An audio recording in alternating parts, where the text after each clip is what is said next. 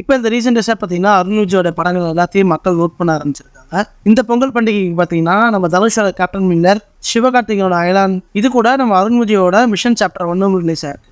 AL Vijay டைரக்ஷனில் Arun Vijay, Amy Jackson இந்த படத்தில் நடிச்சிருக்காங்க.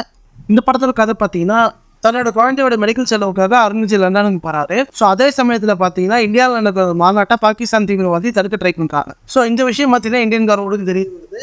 இதனால இந்தியன் கவர்மெண்ட்லையும் சில ஆஃபீஸர்ஸ் பார்த்தீங்கன்னா லண்டனுக்கு போகிறாங்க. லண்டனில் பாகிஸ்தான் தீவிரவாதிகளை அவங்களுக்கு கைது பண்ணிடுறாங்க. பட் தீவிரவாதியை பார்த்தீங்கன்னா நம்ம அருண் விஜய் சேர்த்து கைது பண்ணிடுறாங்க. அந்த ஜெயிலில் தான் பார்த்தீங்கன்னா நம்ம எமி ஜாக்சன் ஜெயிலில் ஒர்க் பண்ணுறாங்க. ஸோ அங்கேருந்து தீவிரவாதிகளை வெளியே கொண்டு வரதுக்காகவும் வெளியில் இருக்கிற தீவிரவாதிகள்லாம் பார்த்தீங்கன்னா அந்த ஜெயிலை சுற்று போட்டுறாங்க. என்ன ஆனாலும் சரி தீவிரவாதியை வெளியில் விடக்கூடாது அப்படின்னு நம்ம ஜெயிலுக்குள்ளே இருக்கிற அருண் விஜய் ட்ரை பண்ணுறாரு. ஸோ அந்த ட்ரையில் அவர் வெற்றி பெற்றாரா இல்லை அவருக்கு என்ன ஆச்சு அப்படிங்கிறது தான் அந்த மிஷன் படத்துக்கு மீதி கதை. இந்த படம் முழுக்க ஒரு ஆக்ஷன் படம். பட் இந்த மாதிரி பாகிஸ்தான் தீவிரவாதிகள் அடிக்கிறது பார்த்தீங்கன்னா 1990 விஜயகாந்த் பண்ணிட்டாரு. அதனால பார்த்தீங்கன்னா இந்த படத்துக்கு பெருசாக கூட்டம் வரவே இல்லை. இந்த படம் வெற்றி பெறுமா தோல்வி பெறுவான்னு கேட்டீங்கன்னா கண்டிப்பாக இந்த படம் தோல்வி தான் பெறும். படத்தில் முழுக்க சண்டை மட்டும்தான் இருக்குது. சண்டையை தாண்டி வர எதுவுமே எந்த எமோஷன்ஸுமே கனெக்ட் ஆகல. என்னோட ரேட்டிங் இந்த படத்துக்கு 5க்கு 2. அது மேலும் இது ஒரு சினியை பேச்சுக்கு நம்ம சேனல் சப்ஸ்கிரைப் பண்ணிட்டு பக்கத்தில் வெளியே கால் ப்ரெஸ் பண்ணுங்க. தேங்க்யூ.